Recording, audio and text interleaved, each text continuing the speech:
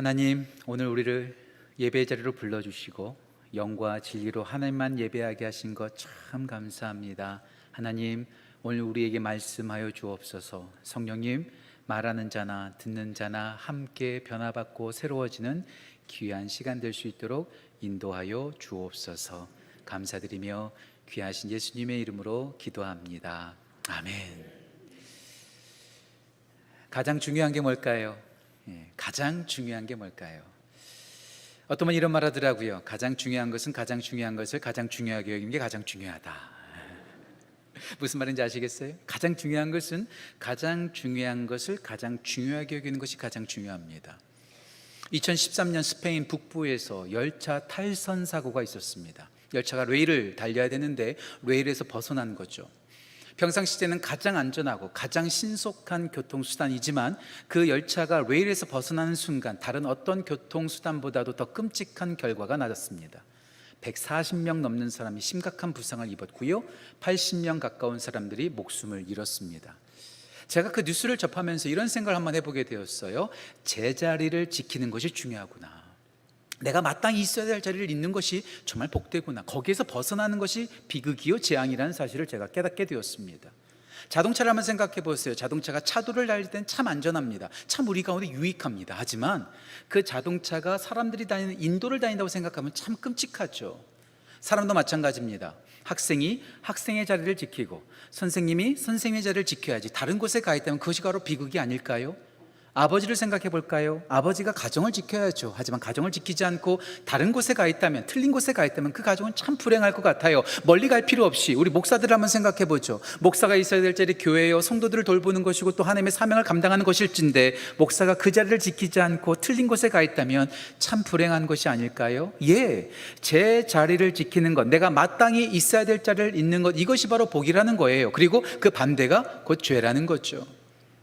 신약 성경에서 죄라는 단어를 헬라어로 하마르티아라고 말합니다. 하마르티아. 이 하마르티아라는 뜻이 무엇인가? 제자리에서 벗어나다, 관역에서 빗나가다라는 뜻이 바로 죄라는 거예요. 내가 마땅히 있어야 될 자리를 있는 것, 이것이 가장 복된 거라는 거죠. 자, 그렇다면 교회가 마땅히 지켜야 될 곳은 어디일까요? 예수님을 믿는 사람들이 마땅히 지켜야 될 자리가 뭘까요? 그 가장 중요한 자리가 어디일까요?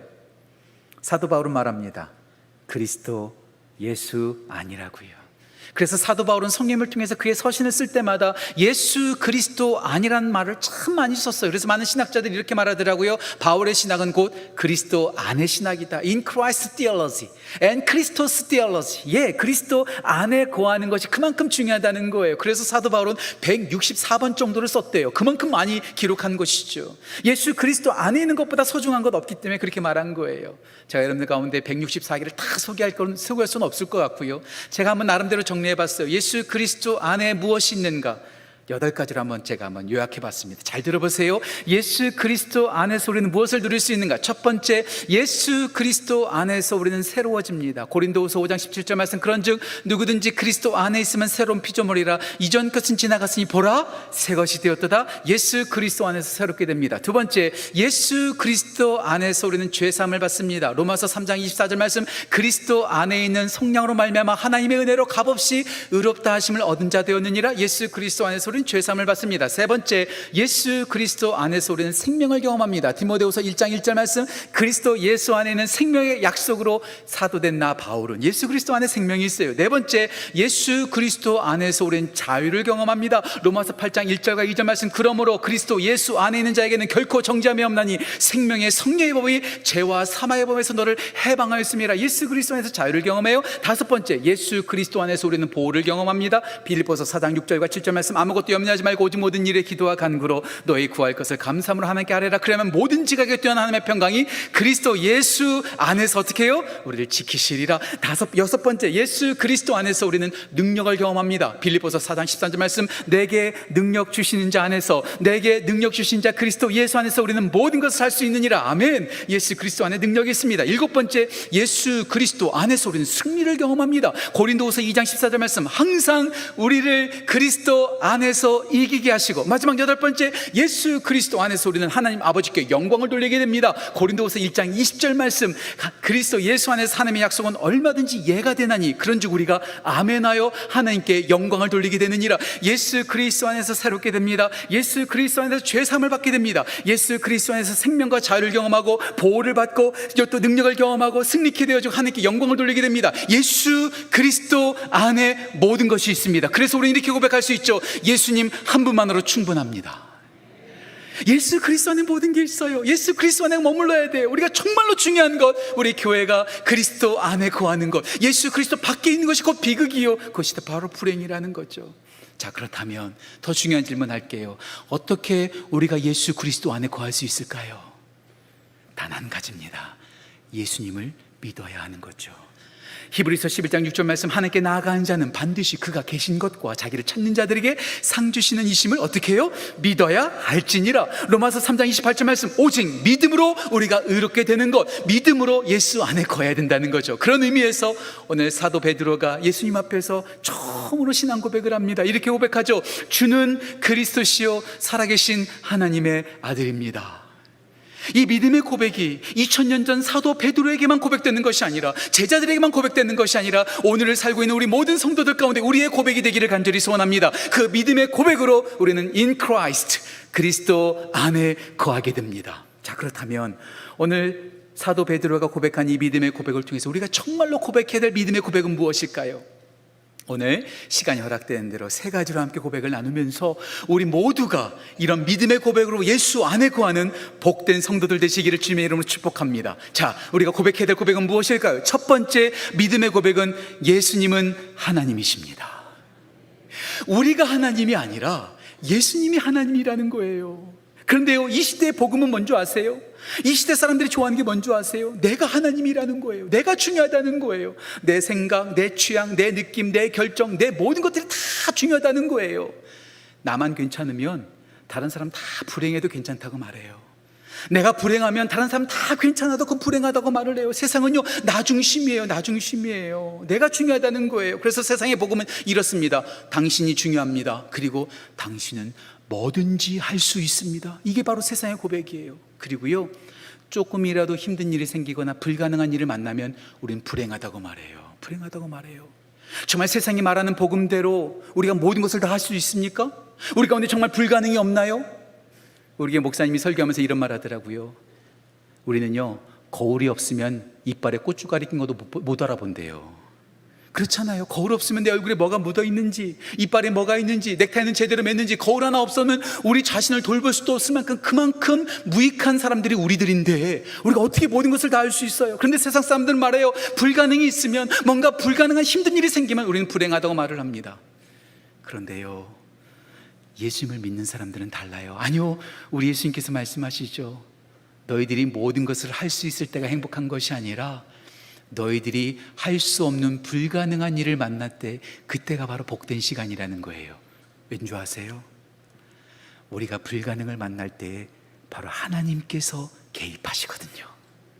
우리가 할 수 없는 일을 만날 때 하나님께서 개입하시고 더 놀라운 기적을 경험하게 된 것을 우리는 하나님의 역사 속에서 발견할 수 있습니다. 아브라함이 자기 힘으로 자녀를 낳을 수 없을 때 하나님께서 개입하셔서 아들 이삭을 낳게 하시죠. 이스라엘 백성들이 출애굽하고 홍해 앞에 있어서 아무것도 할 수 없을 때 하나님께서 그때 개입하십니다. 이스라엘 백성들이 가나안 땅에 들어가 여리고성을 만났을 때 그 여리고성을 무너뜨릴 수 없었어요. 하지만 하나님께서 개입하시니 그 철옹벽이 한순간에 무너져 내리는 거예요. 다니엘의 세 친구가 풀무불에 들어갈 수밖에 없는 그 무기력한 상황 가운데 하나님께서 함께 하십니다. 다니엘이 사자굴에 들어가는 그 무기력한 상황 가운데 하나님께서 역사하셔서 놀라운 일을 이루시는 거죠. 예, 우리가 모든 것을 할 수 있을 때가 행복한 것이 아니라 우리가 연약할 그때가 하나님께서 개입하시기 까닭에 가장 복된 순간이라는 것. 그래서 사도 바울이 고린도후서 12장에서 말하죠. 내가 약할 그때가 내가 온전해지는 것이요, 내가 약할 그때가 가장 기쁜 것이라. 왜냐하면 내가 약할 그때에 그리스도의 능력이 머물기 때문에. 예, 복음은 뭡니까? 내가 하나님이 아닙니다. 내가 중요하지 않습니다. 내가 가능해지는 것이 아닙니다. 하나님이 가능케 되어지는 것이고 하나님께서 역사하신다는 거죠. 많은 목사님들, 또 많은 그리스도인들이 좋아하는 마틴 로이드 존스 목사님, 지금 하나님 품에 안기셨는데요, 정말 위대한 설교가죠. 그분이 복음을 가장 명료하고 가장 간결하게 소개하는 성경 말씀 한 구절을 소개하더라고요. 복음을 소개하는 가장 명료한 말씀이 뭘까요? 우리 모든 요한복음 3장 16절을 생각하죠. 그런데요, 마틴 로이드 존스 목사님은 참 의외의 말씀을 우리 가운데 소개하더라고요. 그 말씀이 뭐냐면요, 잘 들어보세요. 마가복음 11장 27절 말씀. 다시 말씀드릴게요. 마가복음 10장, 마가복음 10장 27절 말씀. 그 말이 무슨 말일까요? 이렇게 말하고 있습니다. 사람으로는 할 수 없으되 하나님은 그렇지 아니하니 하나님으로서는 다 하실 수 있느니라. 아멘. 이게 바로 복음이라는 거예요. 내가 하는 것이 아닙니다. 내가 능력이 있고 내가 정답 가지고 있는 것이 아니라 하나님께서 정답 갖고 계시고 하나님께서 능력 갖고 계시는 하나님이 하나님이시라는 것. 그래서 레이 프리처드 목사님께서는 복음을 이렇게 말합니다. He is God, we are not. 그분이 하나님이시다, 우리는 하나님이 아니다. 이게 바로 복음이라는 거예요. 세상은 우리 가운데 집중하라고 말합니다. 하지만 오늘 예수님께서 말씀하시죠. 제자들과 베드로에게 이렇게 물어보시지 않으십니다. 너희들은 누구냐? 베드로가 누군지를 물어보지 않아요. 제자가 누군지 물어보지 않아요. 너희는 나를 누구라 하느냐? 우리가 누구인지를 아는 것보다 더 중요한 것은 우리가 믿는 예수님이 어떤 분이신지를 아는 것이 중요하다는 거죠. 그때 베드로가 고백합니다. 하나님께서 알려주시죠. 주는 그리스도이십니다. 내가 그리스도요, 내가 하나님이 아니라 You are the Christ. 당신이 그리스도입니다. 당신이 하나님이십니다. 예, 그래요. 진짜 복음은 내가 하나님이고 내가 모든 것을 가능하다고 고백하는 사람들이 아니라 나는 아무것도 할 수 없습니다. 오직 예수님이 하나님이십니다. 예수님께 능력이 있고 예수님께 정답이 있습니다. 이렇게 믿음의 고백을 하는 사람들이 하나님의 사람들이라는 거죠. 저는 우리 모든 성도님들, 모든 교회가 내가 하나님인 척하면서 불행하게 살아가는 것이 아니라 예수님을 하나님으로 고백하는 귀한 은혜가 우리 모두 가운데 넘치기를 간절히 소원합니다. 내가 하나님이 아니고 예수님이 하나님이라고 고백하는 사람들의 가장 큰 특징이 뭘까요? 저는 이렇게 생각합니다. 기도합니다. 내가 가능하다고 하면 왜 기도합니까? 내가 하면 되죠. 내가 할 수 없으니까 하나님이신 예수님께 기도하는 거예요. 제가요, 결혼한 지 9년 만에 아이를 갖게 됐어요. 느지막하게 아이를 갖게 됐죠. 얼마나 기뻤는지 몰라요. 얼마나 즐거웠는지 몰라요. 그런데 좀 아이를 가진 다음에 병원으로부터 정말 충격적인 소식을 듣게 되었어요. 제 아이가 정상화로 태어나지 못할 가능성이 있다는 거예요. 얼마나 하늘이 무너져 내립니까? 어떻게 해서 얻은 아이인데 그 아이가 정상적으로 태어날 수 없다는 가능성이 있다고 하니까 얼마나 제가 무기력했는지 몰라요. 그때요, 저 정말 철저하게 제가 무기력한 존재구나. 아내를 위해서 해줄 수 있는 게 없더라고요. 아내 태중에 있는 아이에게 해줄 수 있는 게 하나도 없더라고요. 제가 그만큼 무기력한 존재라는 것을 그때 새삼 깨닫게 되었습니다. 그때 저와 제 아내가 할 수 있는 건 단 하나밖에 없었어요. 단 하나밖에 없었어요. 기도밖에 없었어요. 그날 저녁부터 날마다 함께 기도했어요. 예, 우리가 할 수 있으면 하면 되죠. 근데 우리가 할 수 없는 게 너무나 많아요. 예, 우리는 하나님일 수 없습니다. 예수님이 하나님이십니다. 그래서 우리는 기도하는 거죠. 그래서 이런 말이 있더라고요. 우리가 일하면 우리가 일하지만 우리가 기도하면 하나님이 일하신다. 아멘. 우리가 일하는 거 아니에요. 우리가 해결하는 거 아니에요. 예수님, 그 하나님이신 예수님께서 우리의 모든 것을 해결해 주십니다. 그런 까닭에 우리는 고백합니다. 내가 하나님이 아닙니다. 나는 모든 것을 할 수 없습니다. 하나님이 가능하십니다. 예수님이 하나님이십니다. 이러한 믿음의 고백이 우리 모든 성도들 가운데, 온 교회 가운데 넘치기를 주님의 이름으로 축복합니다.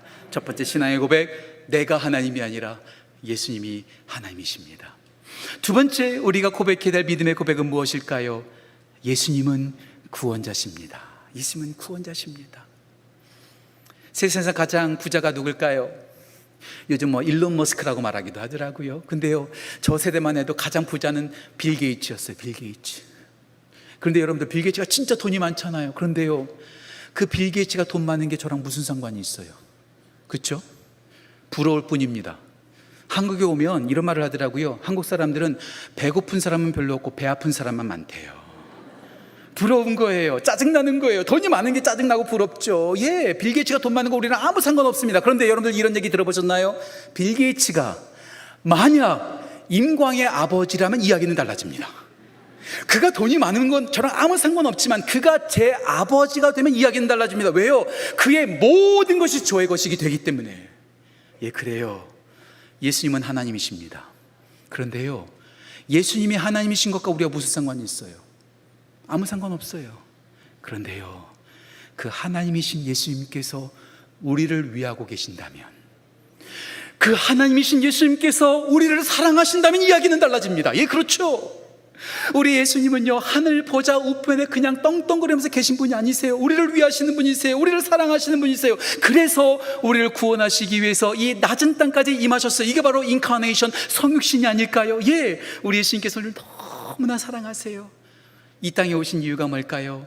우리 예수님께서 말씀하시죠. 마가복음 10장 45절, 인자가 온 것은, 내가 너희들 가운데 오는 것은 섬김을 받으려 함이 아니라 도리어 섬기려 하고, 섬기러 오셨어요. 섬긴다라는 단어가 헬라 원어로 보니까요, 디아코노스라는 말이 들어요. 디아코노스. 이 디아코노스라는 단어를 이렇게 설명하더라고요. 디아, 통과하다라는 뜻이래요. 코노스, 먼지라는 뜻이래요. 섬긴다는 게 뭔지 아세요? 먼지를 뒤집어 쓰는 거예요.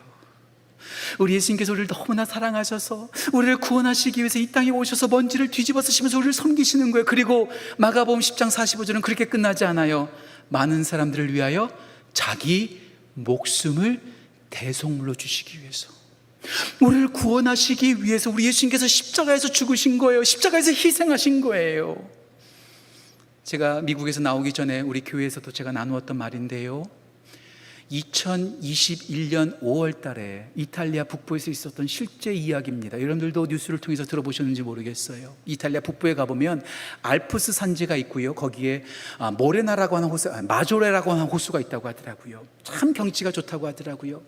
그 경치 좋은 산과 호수를 보기 위해서 케이블카가 타고 올라간답니다. 그 높이가 한 1900m, 제주도의 한라산 높이 정도 되는 거죠. 엄청 높은 거예요. 코로나 팬데믹이라서 사람들이 많이 없었다고 합니다. 원래 케이블카의 정원이 한 30명에서 40명 정도 되는데 그날은 손님이 별로 없어서 한 15명 정도 탔답니다. 케이블카를 타고 정상까지 쭉 올라가는데 갑자기 케이블카에 문제가 생긴 거예요. 그래서 케이블카가 뒤로 후진하기 시작합니다. 그리고 끔찍하게 그 높은 곳에서 케이블카가 땅으로 떨어집니다. 몇 바퀴를 굴르고 완전히 형체도 없어질 만큼 완전히 부서졌어요. 그 케이블카에 타고 있었던 15명 중에 14명이 그 자리에서 목숨을 잃었습니다. 그런데 그 15명 중에 단 한 사람이 살았어요. 단 한 사람이 생존했어요. 누굴까요? 5살짜리 아이탄이라고 하는 꼬마 아이였어요. 그 아이가 어떻게 살아날 수 있었을까요? 아버지가 그를 살리기 위해서 꼭 껴안은 거예요. 나는 죽어도 되는데 내 아들은 죽으면 안 된다고. 나는 아파도 되는데 내 아들은 아프면 안 된다고. 아를 꼭 안은 거예요. 그리고 아버지는 죽고 그 품에 안겼던 아이탄이라는 5살짜리 아이는 살아난 거예요. 예, 저는 모든 희생은 아름답다고 생각해요. 왜요? 나보다도 남을 더 사랑하기 때문에 희생한 거거든요. 예, 그런데요, 더 놀라운 사실입니다. 우리 예수님께서 우리를 너무나 사랑하셔서 십자가에서 자기 몸을 찢으셨어요. 물과 피를 다 쏟으시고 희생하셨어요. 여기서 한 가지 질문해보죠. 여러분들은 그런 사랑을 받을 만한 자격이 있으십니까? 하나님이신 예수님께서 십자가에서 우리를 위해서 모든 것을 다 쏟아부을 만큼 여러분들은 그만큼 값어치가 있는 존재냐고요? 모르겠어요. 여러분들은 어떤지 모르겠어요. 저를 한번 되돌아볼까요? 그래, 임광, 너는 목사니까 설교도 하고 교회를 섬기니까 나는 너한테 조금 어드밴티지 점수 줘서 내가 너를 위해서는 희생해 줄게, 이러실까요? 아니요, 제가 절 잘 알거든요. 목사라고 해서 죄인 아닌 거 아니에요. 목사라고 해서 연약한 점 없는 거 아니에요. 저는요, 예수님의 사랑받을 만한 자격이 하나도 없는 죄인 중에 죄인이고 괴수 중에 괴수입니다. 그럼에도 불구하고 우리 예수님께서는 묻지도 않고 따지지도 않고 우리 모두를 위해서 십자가에서 다 물과 피를 쏟으셨어요. 말씀에서 기록하고 있잖아요. 로마서 5장 6절 말씀, 우리가 아직 연약할 때, 뭔가 능력이 있기 때문에 우리가 같이 있어서 예수님께서 십자가에서 죽으신 것이 아니라 연약할 그때, 아니요, 여기서 끝나지 않습니다. 로마서 5장 8절 말씀, 우리가 아직 죄인 되었을 때 그리스도께서 십자가에서 우리를 위하여 죽으심으로 하나님께서 우리에게 대한 자기 사랑을 확증하셨느니라. 죄인 된 우리를 위해서 죽으셨다는 거예요. 제가 아는 한 교도소에 있는 범죄자들을 위해서 대신 희생한 사람 저는 들어본 적이 없습니다. 살인자를 위해서, 사기꾼을 위해서, 강도를 위해서 희생한 사람 제가 한 번도 들어본 적 없습니다. 그럼에도 불구하고 죄인된 우리를 위해서 예수님께서 죽으셨다는 것, 아니요, 말씀은 거기서 멈추지 않습니다. 로마서 5장 10절 말씀, 우리가 곧 원수 되었을 때에, 원수는요 대신 죽으면 안 돼요. 가서 죽여야죠. 그런데요, 우리 예수님은 연약한 우리를 위해서, 죄인된 우리를 위하여, 원수된 우리를 위하여 십자가에서 물과 피를 다 쏟으시고 다 우리를 위해서 희생하셨다는 거죠. 예수님의 그 십자가의 품 안에 들어가지 못할 사람 단 한 사람도 없습니다.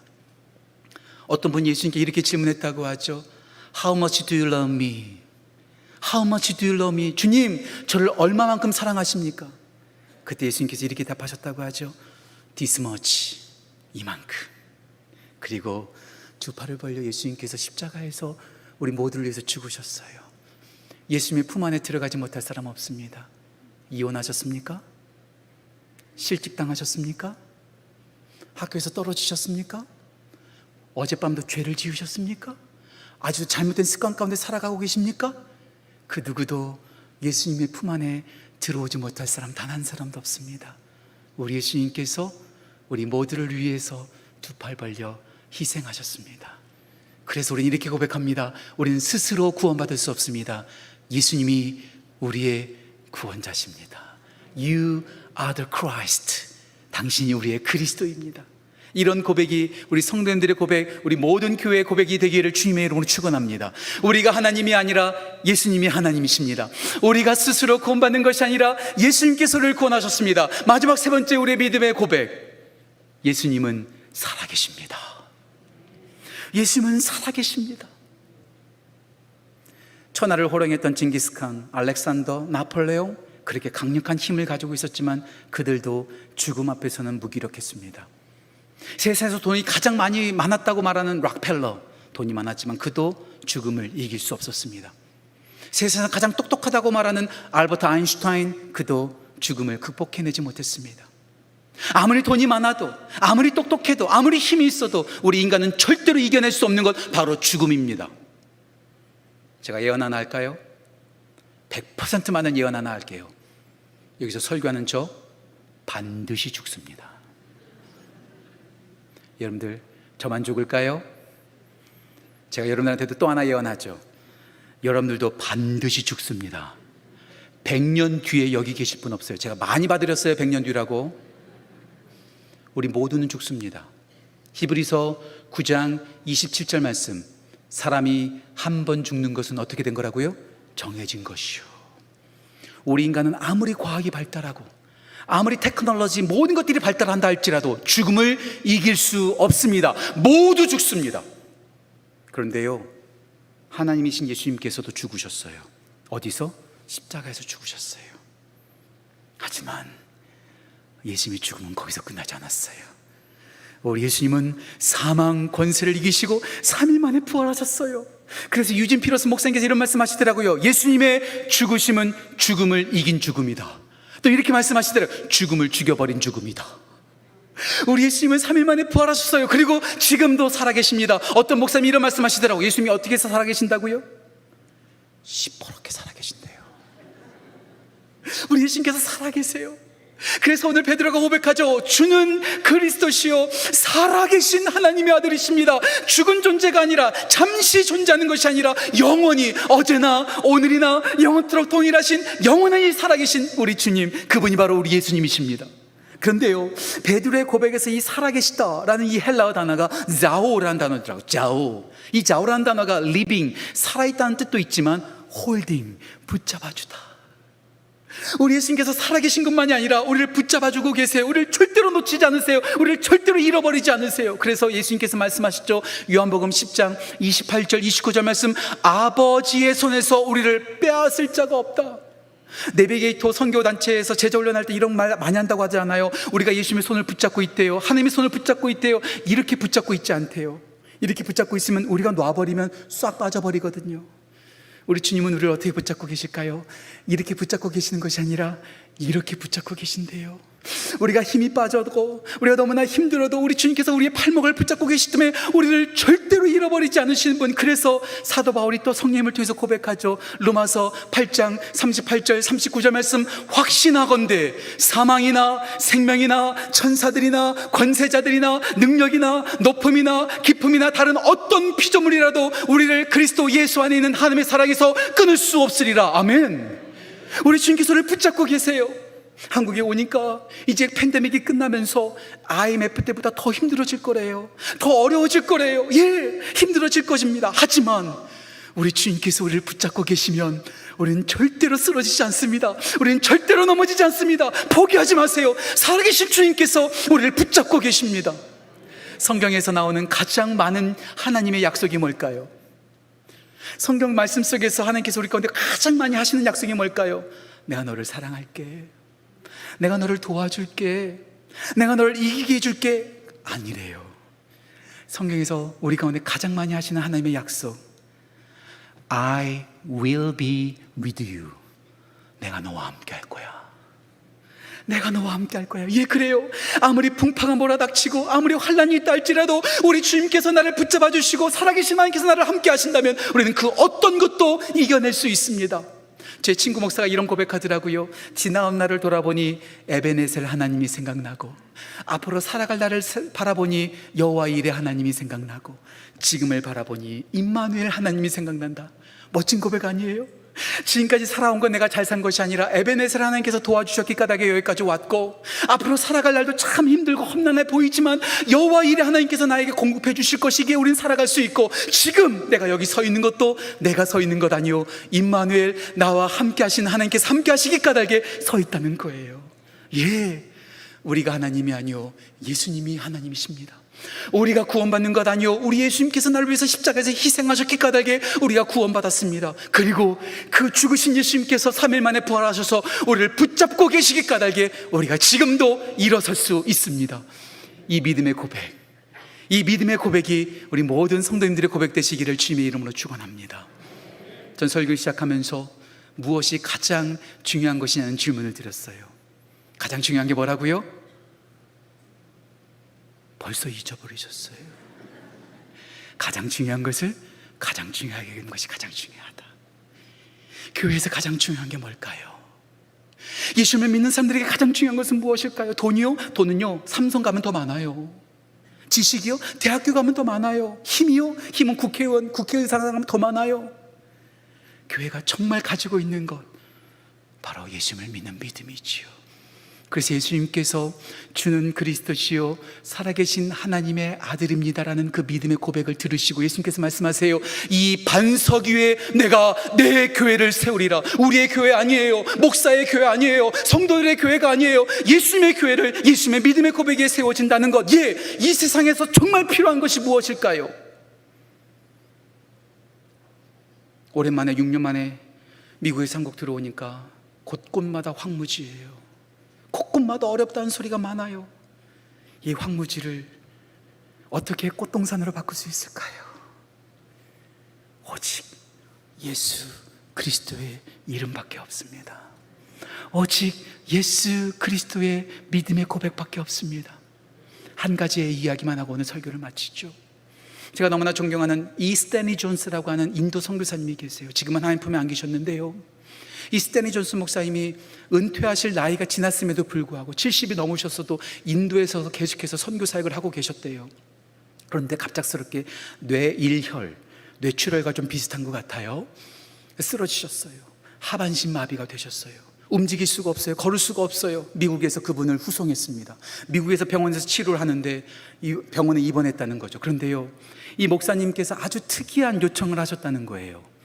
누구든지 내 병실에 들어온 사람은 나사렛 예수 그리스도의 이름으로 명하노니 일어나, 스탠리 존스야 일어나 걸어라, 이 말을 하지 않으면 누구도 못 들어온다는 거예요. 선교사님이야, 목사님들이야, 가족이야, 친구들이야 다 그렇게 들어오죠. 그런데 문제는 누구예요? 의사 선생님들, 간호사들. 문을 딱 열고 들어오자마자 나사렛 예수 그리스도의 이름으로 명하니 스테니 전사 일어나 그러라. 어떠세요? 이렇게 한다는 게 너무 우습잖아요. 자존심 상하잖아요. 의사들이 안 들어가려고 그래요. 간호사가 안 들어가려고 그래요. 그래도 그렇지 않으면 들어올 수 없으니까 의사들이 마지못해서 들어가면서 말합니다. 나사렛 예수 그리스도의 이름으로 명하니 스테니 전사 일어나 걸어라. 어떠세요? 그런데 스테니 존스 목사님이 선교사가 말하든 가족이 말하든 친구가 말하든 의사가 말하든 간호사가 말하든 나사렛 예수 그리스도의 이름으로 명하는 이 스테니 존스 일어나 걸으라 누구든지 말하면 아멘 했답니다. 믿거나 말거나 6개월 안에 다시 일어나셨어요. 그리고 선교지로 들어가셨어요. 그리고 선교지에 가서 첫 번째로 쓰신 책 제목이 Divine Yes, 하나님의 긍정, 하나님의 믿음. 예, 그래요. 우리 교회가 이 황무지같이 변해버린 이 세상 가운데 줄 수 있는 건 돈이 아닙니다. 은이 아닙니다. 금이 아닙니다. 사도행전 3장에서 베드로와 요한이 성전 미문에 누워 있었던 그 날 때부터 걸을 수 없던 그 환자에게 내가 줄 수 있는 것은 오직 나사렛 예수 그리스도의 이름으로 일어나 걸으라 말했던 것처럼 이 황무지 같은 이 세상 가운데 오직 예수 그리스도의 이름을 믿음으로 고백함으로 황무지를 꽃동산으로 만들어가는 우리 온 성도님들, 온 교회 되시기를 주님의 이름으로 축복합니다. 예수님이 하나님이십니다. 예수님이 우리를 구원하셨습니다. 그 하나님이시고 구원자이신 예수님께서 지금도 살아계십니다. 아멘. 기도하겠습니다. 하나님, 우리 모두가 믿음으로 고백합니다. 우리가 아니라 예수님이 하나님이십니다. 예수님이 우리를 구원하셨습니다. 그 예수님이 살아계십니다.